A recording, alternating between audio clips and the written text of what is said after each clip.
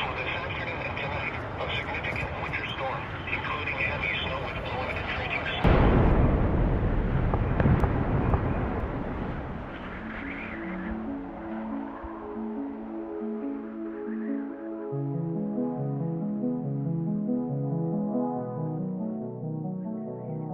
Hello, and welcome to the SnowBrains podcast, where it's my job to interview the most intelligent people in the snow sports industry and pass their fascinating knowledge on to you, our listeners.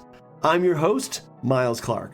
I'm a professional free skier, a professional mountain guide, a UC Berkeley molecular cell biology graduate, the founder and CEO of SnowBrains, and I was arrested and strip searched in Canada at the tender age of 18 for crossing the border with marijuana. I spent a night in jail with my best friend in the cell next to me. They told us we had two choices: Taco Bell or KFC. I chose KFC.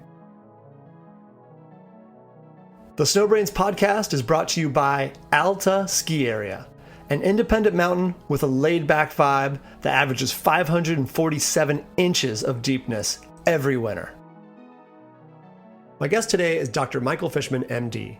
Dr. Fischman is an occupational and environmental medicine physician and toxicologist. He serves as a consultant in these fields to large organizations such as Intel.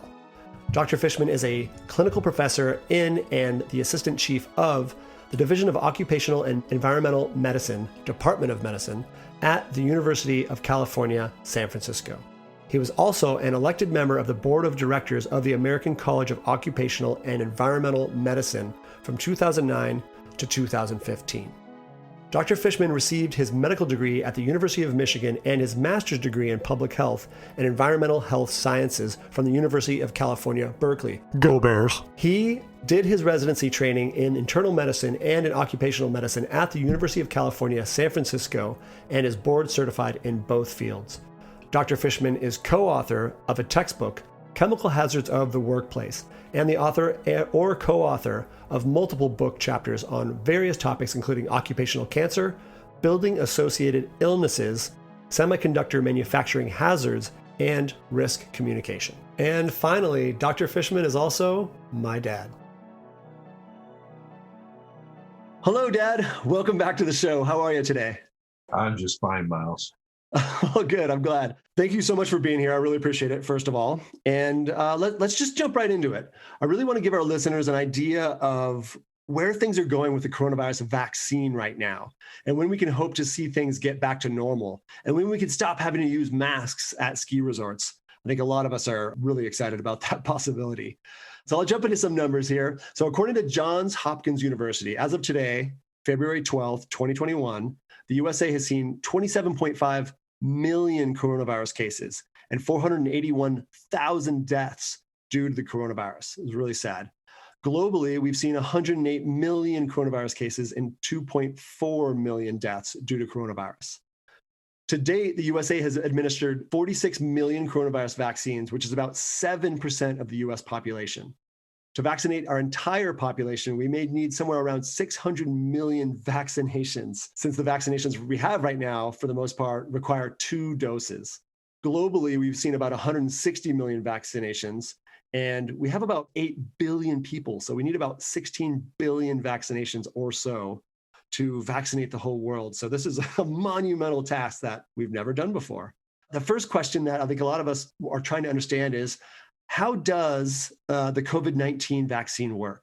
So basically, like other vaccines, this vaccine works by allowing the immune system to develop antibodies that are able to neutralize the virus. There also probably is a cell-mediated, T-cell-mediated immune response as well. There are a number of different types of vaccines, and they use different mechanisms to protect against the virus. For example, some use inactivated virus. Others use another virus, a benign virus, so that carries the gene for the coronavirus spike protein. Spike protein is the protein that the coronavirus uses to attach and to enter a human cell. The 2 vaccines that are available in the US now are a new type of vaccine. It's the first time that these have been used in humans. It's called an mRNA or messenger RNA vaccine. Basically, the vaccine contains messenger RNA that's injected. The mRNA enters human cells. Then the cells actually produce the spike protein. The spike protein, when it leaves the cells, the immune system recognizes it as foreign and generates antibodies to the spike protein. And then if an individual is exposed to the virus, the antibodies bind to the spike protein, neutralize the virus, thus avert an active infection. Fantastic. How many vaccines are there out there right now? And do they all require 2 doses? Is that right? Not all of them require 2 doses. There are currently about 10 different vaccines that are available and being used in 1 or more countries. In the US, as I mentioned, there are 2, the mRNA vaccines. Most of them seem to require 2 doses, but there's 1 or more that only require a single dose. And vaccines in general, some require a single dose, some require multiple doses. So it's not surprising that 2 doses are required. So far, the one I was learning about was the Johnson & Johnson one that might not be approved yet, but it sounds like it was less effective than the 2-dose ones we have. Is that what you understood? The mRNA vaccines are remarkably effective, about 95% effective, which is really good for a vaccine. It's amazing. I can't remember the number for Johnson & Johnson, but it's somewhat lower than that. I heard 70%. That sounds about right. Mm-hmm. So how effective are these 2-dose vaccines against the coronavirus after only 1 dose?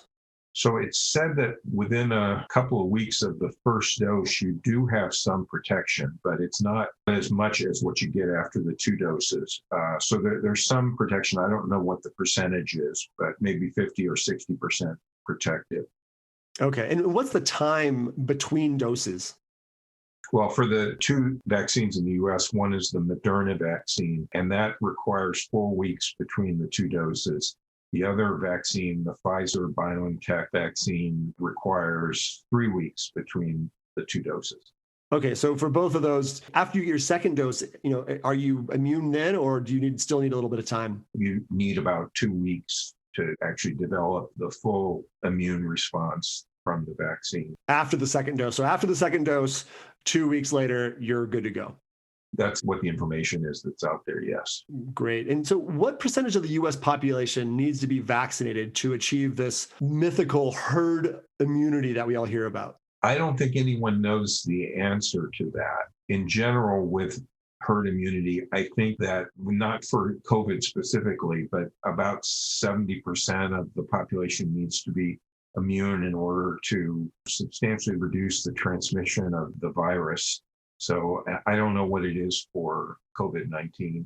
What about the new virus variants, such as the UK strain?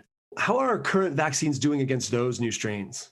It looks like the mRNA vaccines are likely going to be effective against the variant strains, the UK strain and the South Africa strain, which are the ones that have gotten the most attention. And they're characterized by being more transmissible. They're more contagious than the wild strain or the original strain of the virus. It's thought that the South African strain may be less protected by vaccination than the UK variant, but there's still some uncertainty. The studies that have been done are actually test tube type studies where antibodies or serum from a person that's been vaccinated are incubated with the virus, and they're looking at how much the virus gets neutralized. So it's not real world in live people. That's not been done yet.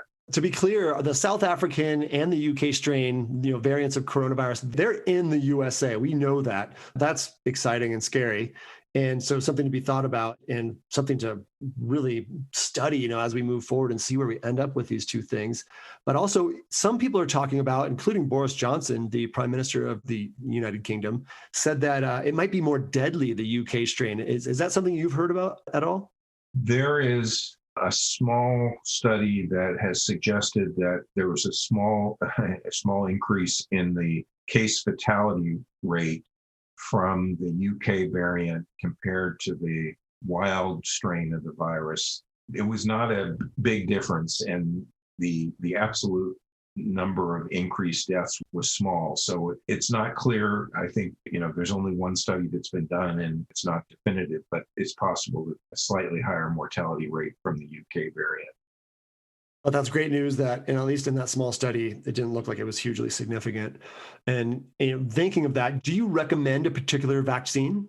No, I mean, even if I did, I don't think it would matter because you're basically going to be stuck with getting the vaccine that's available in the country in which you reside. So the 2 mRNA vaccines that are in use in the United States are very effective and appear to be very safe. So I'm comfortable with either one of them. I actually just got my first dose of the Moderna vaccine, but I have to wait a month to get my second dose.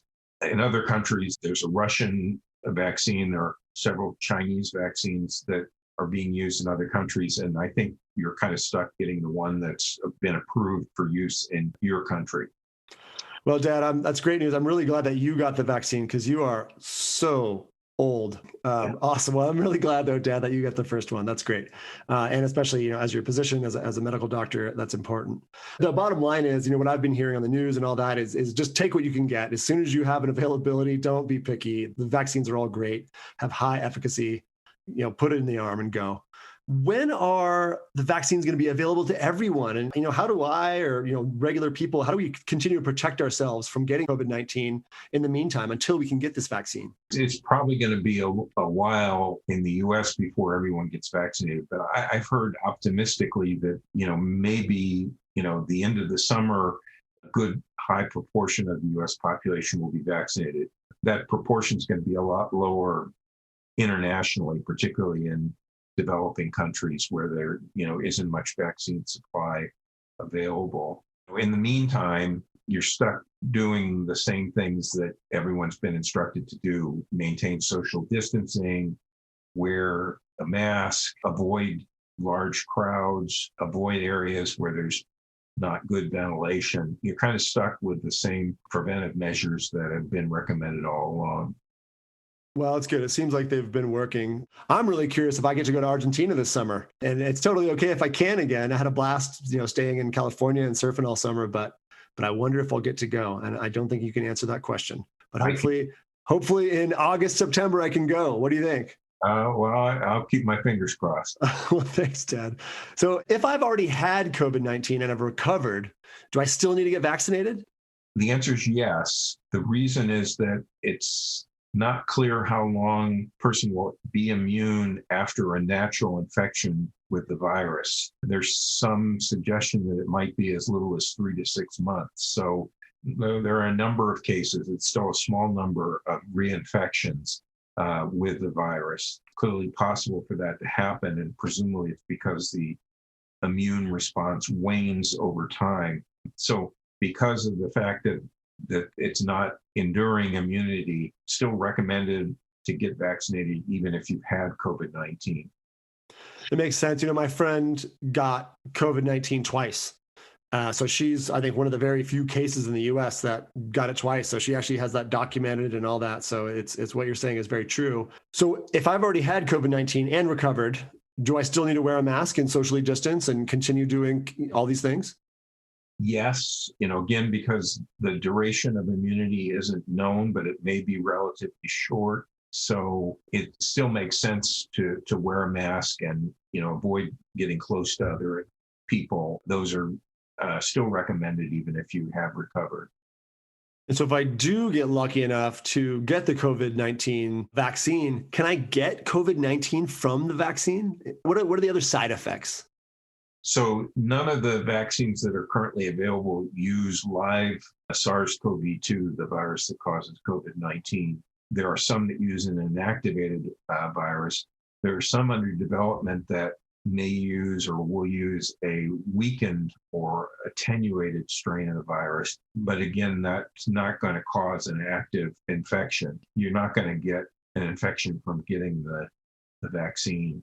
In terms of side effects, most common side effects are similar to the ones that people get from other vaccines. Probably the most common thing is, to get soreness at the site of the injection. I think it may be a little more severe than with some other vaccines. And then there are some general or constitutional symptoms that sometimes people get: low-grade fever, muscle aches, and that sort of thing. But those side effects are short in duration. They don't last long, maybe a few days. There's some relatively rare, more serious side effects. The ones that are most well documented are severe allergic reactions, or what are called anaphylactic reactions. And those have occurred because of some sensitivity to some component of the vaccine. But again, those are rare. And for our listeners, anaphylaxis is basically when your throat closes because of a response, an allergic reaction. And it's bad because you can no longer breathe when that happens. So it's really dangerous. What percentage is that happening in, Dad? It sounds like very few people are having these severe allergic reactions. I don't know the number, but it's very low. There's just a handful of those reactions that have occurred. So infinitesimal as far as percentages go. And then when you got your shot, did you experience any side effects? Just soreness in my arm, nothing else. So it was pretty easy and painless overall. Well, that's great. How long did the soreness last? A couple of days. Wow, that's not bad. I remember when I would get vaccines as a kid, the doctor would tell me, go play basketball, and that helps kind of shake it off. So maybe that a little bit of activity can help. Is it safe for me to get a vaccine if I'm pregnant or if I'm breastfeeding? The answer to that isn't absolutely known, mainly because the vaccine trials did not include pregnant women or women who were breastfeeding. There's not any experience from those trials that allows you to know whether or not they're safe. Presumably, some people who are pregnant are getting vaccinated now, and I haven't heard of any particular problems. You got to keep in mind that getting the infection, COVID-19, is not good for you. And there is some suggestion that pregnant women are at greater risk of more serious infections than non-pregnant individuals. So weighing the uncertainty about vaccine safety in pregnancy or in breastfeeding women against the certainty that there are going to be some severe cases, it makes sense to, or at least to seriously consider getting vaccinated. And I think, in general, it's recommended that you talk to your doctor and, get advice from your doctor as to how to proceed. And what if I have a serious illness? Is it safe to get the vaccine? The vaccine trials involve a large number, each of them 30, 40,000 individuals. And certainly some of those individuals had chronic illnesses. The data is not there for specific illnesses, but the CDC and other public health authorities are saying that there's no contraindications to getting the vaccine other than if you have an allergy to components of the vaccine. So there isn't evidence of a problem in people who have serious underlying diseases. Again, you want to probably talk to your doctor about that.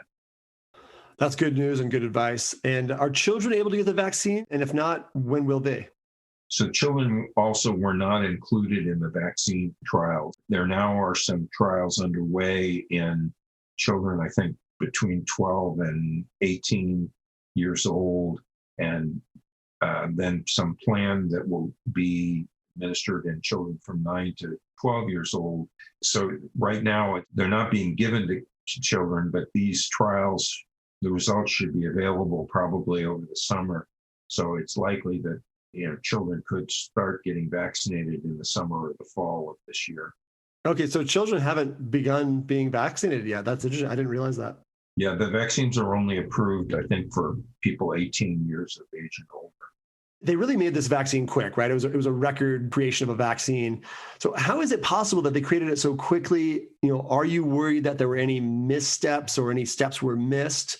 Because, my understanding that the fastest vaccine ever created was for the mumps, and it took 4 years back in the 1960s. And if for those of you who don't know, Maurice Hilleman was a ninja. This guy was responsible for developing more than 40 vaccines, including the measles, mumps, hepatitis A, hepatitis B, meningitis, pneumonia, a bunch of other ones I can't even say, rubella. And yeah, his vaccines have been credited with saving millions and millions of life and eradicating a lot of crazy, especially childhood diseases. So to come back to my original question though, how did this one happen so quickly? Because this one was less than a year. So there are a number of reasons. There have been, in recent years, a number of technological advances in biology and in vaccine development that probably made the production or the development of the vaccine much quicker than what it would have been 10 years ago before some of these techniques were available.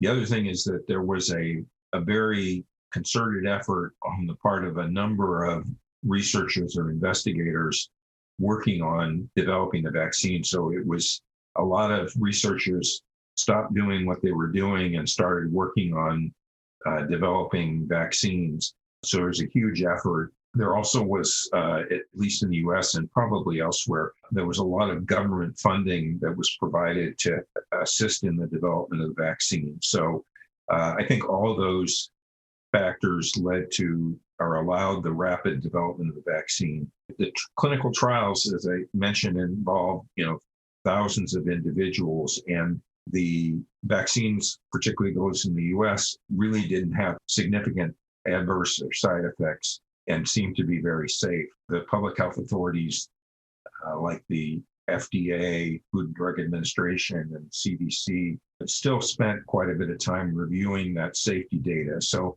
I'm not concerned that there's shortcuts were taken that are going to compromise the safety of the vaccine.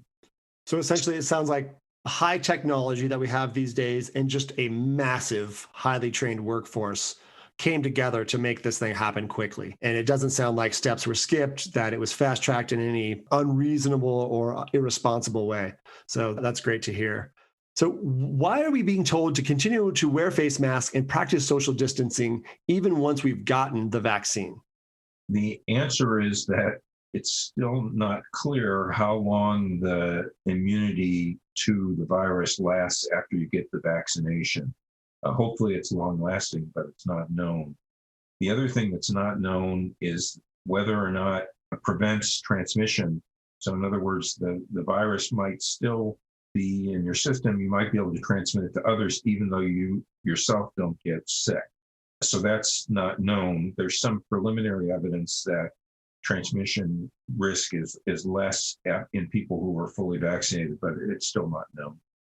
Okay, so but the bottom line is, even once you get vaccinated, keep up with the wearing of masks, keep up with social distancing until this whole pandemic is over, it sounds like. Will coronavirus be eliminated by this vaccine, or might it stay around and linger and become something akin to the flu or the common cold?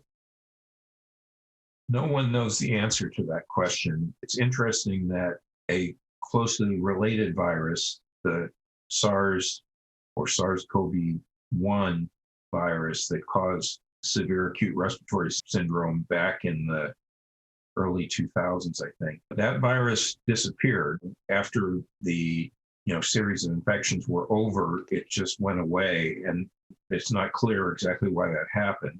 Optimistically, maybe that will happen with this virus, but obviously a lot of other viruses, like the influenza virus, persist to some degree in spite of vaccinations and everything. So, that might well be the case with this virus.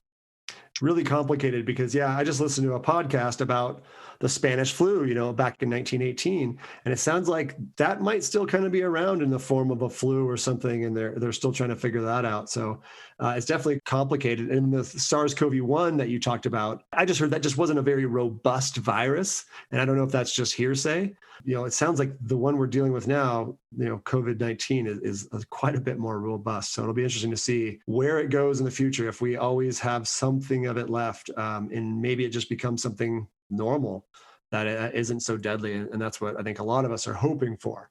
So fingers crossed for that. It does seem like SARS-CoV-2 is more readily transmissible than, the original SARS virus was. That is clear. I'm not sure that it causes more severe illness than that one did, but it's easier to transmit from person to person. Clearly, right? This thing has just done so well. Those numbers we said at the beginning of the podcast are amazing. 108 million people infected globally is nuts.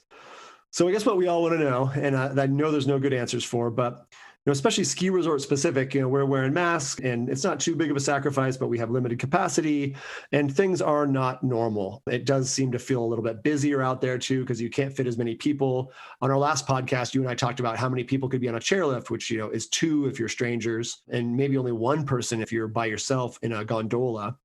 So it really slows things down at ski resorts. We're seeing longer lines. It's a big change this year with the mask and the longer lines and the distancing, all of it. And so the big question is, when can we stop using masks at ski resorts? When is this going to be a little bit more normal again? Again, you're asking a lot of questions that don't have good answers to them. That's my thing. But I guess once we achieve herd immunity, whenever that is, then it will likely be possible to stop using some of these preventive measures like masks. But when that's going to be, I don't think anybody knows. It's tough to say. So there's a chance, though, potentially that next winter, we might not have to wear masks. Yeah, I think that, there's a reasonable chance of that. Well, we got our fingers crossed because I'm very happy to wear my mask. But yeah, it's definitely, it's a challenge and it's funky and it's different. So, Dad, we talked about this in the last podcast, but I think it's fun for our listeners to hear. Did you ever go skiing? No, I'm too tall. I have too far to fall, and I'm kind of clumsy. So, no, I've never gone downhill skiing. You never went downhill, but you did go cross-country skiing or something. I did one time do cross-country skiing, but you wouldn't have wanted to see it. It was pretty. And despite going living in Michigan for 6 years when you went to school? Yeah. I mean, there was a lot of people that did cross-country skiing there, but not me. It seems like you could, in Michigan, I feel like you could cross-country ski from class to class. It's so cold and snowy. Well, Dad, I really appreciate your time today. That's all I've got for you. Thank you so much for being here. And I'm so sorry that a huge stump fell from the neighbor's house above your house and fell into your pool. That's pretty hilarious. Yeah, it's a very unusual event. I talked to pool company people and to the pool inspection companies, and they've never heard of anything like this happening. So, you said it was huge, right? Like 5 feet around? Yeah, it was a huge stump that required a crane to pull it out of the pool. I love that you just had a crane pulling a stump out of your pool, man. This 2020, 2021 is a truly crazy year. Yeah, it is. And that's a pretty funny story, Dad. Well, thanks for sharing that. So thanks again, Dad. I really appreciate you being here. Have a great night. All right. Talk to you later, Miles. The SnowBrains podcast is brought to you by Alta Ski Area. Come enjoy Alta midweek magic this season. Thank you so much for listening to the SnowBrains podcast. If you liked this podcast, please share with your friends and family, and please subscribe. To find out more about SnowBrains, please visit us at snowbrains.com. You can also find us on Instagram, Twitter, and Facebook at SnowBrains. This episode was edited by Robert Wilkinson. The music was done by Chad Crouch. I'm your host, producer, and creator, Miles Clark.